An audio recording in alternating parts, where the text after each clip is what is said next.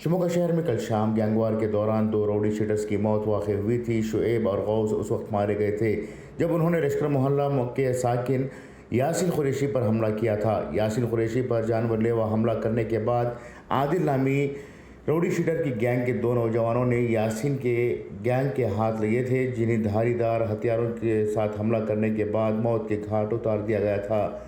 इस मामले में MKK रोड आदिल का अहम किरदार बताया जा रहा है, जो इस हमले में ज़ख्मी भी हुआ है और वो अस्पताल में ज़ेर इलाज है।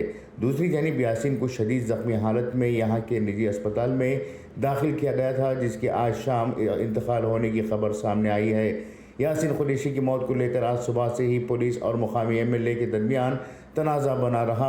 शिमोगा के MLA चंद बसप्पा ने आज सुबह प्रेस कॉन्फ्रेंस करते हुए कहा कि शिमोगा में होने वाली राउडी शीटर्स के कत्ल के ताल्लुक से यहाँ की पुलिस नाकाम हुई है। पुलिस ज़िले में क्राइम को रोकने में नाकाम हुई है।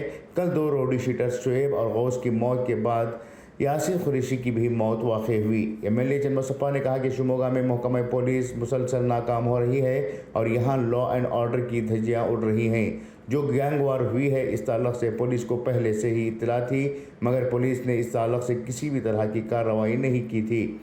हालांकि यासिन की मौत के देर रात होने की इत्तला मीडिया को मिल चुकी थी, लेकिन अस्पताल से इस बात को जाहिर नहीं किया जा रहा था। जिस वक्त यासिन की मौत के ताल्लुक से चर्चा चल रहा था, इसी दौरान SP मिथुन कुमार ने तस्दीक भी की थी कि यासिन कुरैशी की मौत नहीं हुई, इसकी हालत निहायत संगीन है।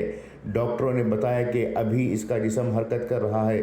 शिमोगा पुलिस और शिमोगा के MLA दोनों के बयानात में तजाद था।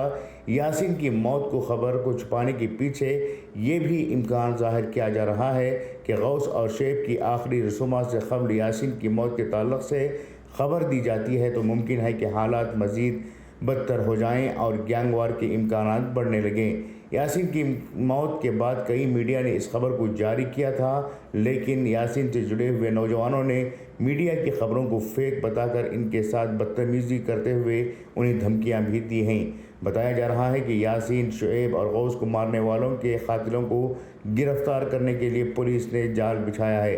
अहम मुलजिम आदिल को इलाज के दौरान ही अस्पताल में तहवील में लिए जाने की बात भी सामने आई है। एक तरफ नौजवान इस तरह से बेमौत मारे जा रहे हैं, तो दूसरी तरफ शिमोगा पुलिस अपनी नाकामियों को छुपाने के लिए न सिर्फ आम लोगों को खुश कराने की कोशिश कर रही है, बल्कि मीडिया को झूठा साबित करने की कोशिश कर रही है। अमन का गहवारा कहलाने जाने वाले शिमोगा अब क्राइम का गहवारा बनता जा रहा है। बहरहाल शिमोगा में जो कुछ वाक़यात रोनुमा हुए हैं वो अच्छी बात नहीं है। गैंगवार माफिया की सरगर्मियां अगर अब भी नहीं रुकती हैं तो मुमकिन है कि आने वाले दिनों में मज़ीद खून बहेगा। ब्यूरो रिपोर्ट, इनकलाब न्यूज़, शिमोगा।